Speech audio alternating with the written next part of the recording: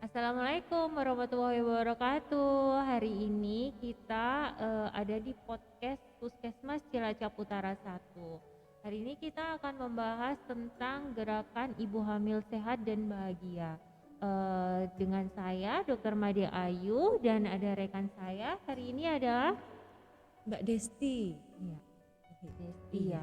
Mbak Desti tinggalnya di mana? Saya di perumahan BKD, Dok. Iya. Hari sekarang lagi hamil ya? Iya. Hamil anak keberapa, Alhamdulillah. Mbak? Anak pertama, Dok. Ya, hari ini kami berdua akan melakukan pembahasan tentang gerakan ibu hamil sehat dan bahagia. Mbak Desti ini hamil anak pertama ya? Iya. Selama ini periksanya di mana, Mbak? Saya rutin di Puskesmas Cilacap 1. Lalu kan kebetulan ada program baru dari pemerintah untuk kelas ibu hamil di tiap RW, itu saya juga rutin ikut. Iya. Gitu. Selama kehamilan berarti sudah rutin melakukan pemeriksaan ya. Pemeriksaannya berapa kali selama hamil ini? Sesuai saran 6 kali, lebih dari 6 kali, kalau enggak minimal maksimal 6 kali kan ya, Dok ya. Saya sudah melakukan 6 kali pemeriksaan di rumah sakit, juga pernah untuk USG juga saya rutin.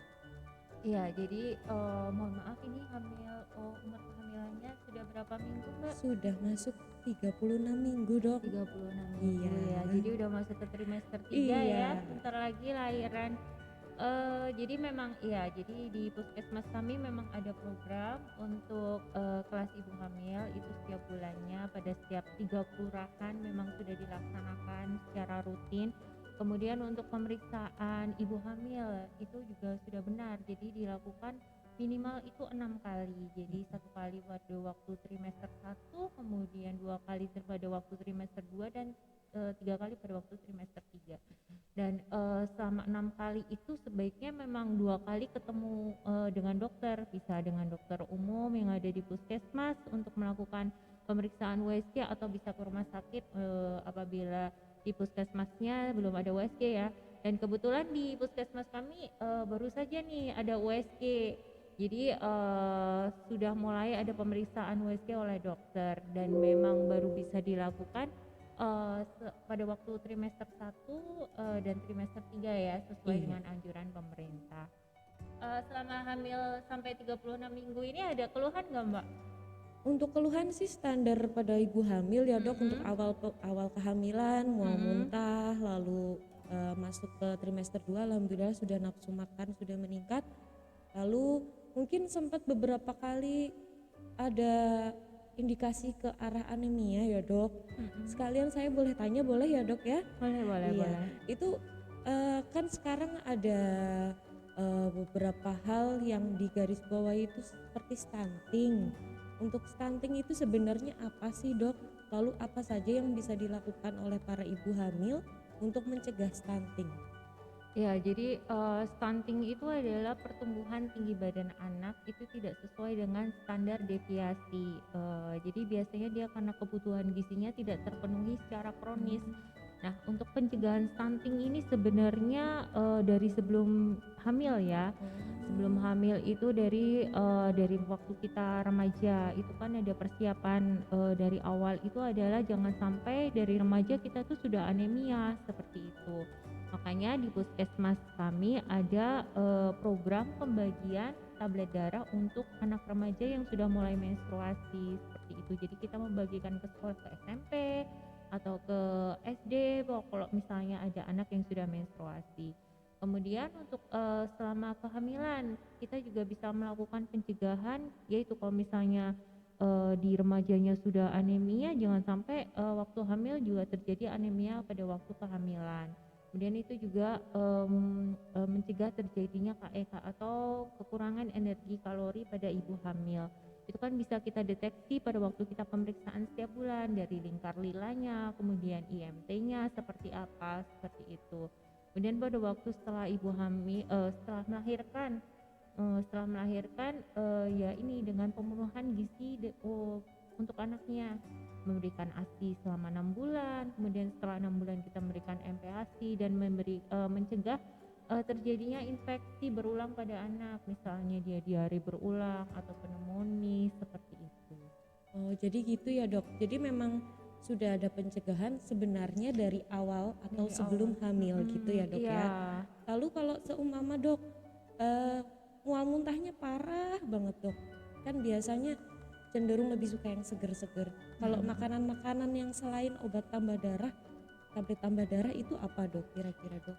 Jadi untuk wanita ya dengan trimester pertama itu kan memang wajar ya terjadi mual muntah berlebihan. Jadi memang konsumsi tambah darahnya itu memang bisa dikonsumsi sehari sampai 2 kali seperti itu. Kemudian untuk dari makanan untuk anemia ya, Iya, heeh, itu untuk gimana, Dok? anemia itu dia bisa menambah konsumsi buah naga, kemudian buah bit, seperti sayuran hijau, kemudian daging merah, seperti itu. Berarti kalau seumpama, Dok, itu bisa terdeteksi nggak sih, Dok? Apa setelah setelah lahir saja bisa dilihat bahwa anaknya itu stunting, atau dari di USG udah terlihat kurang atau kayak gimana? Berarti bisa ditanyakan ya, Dok?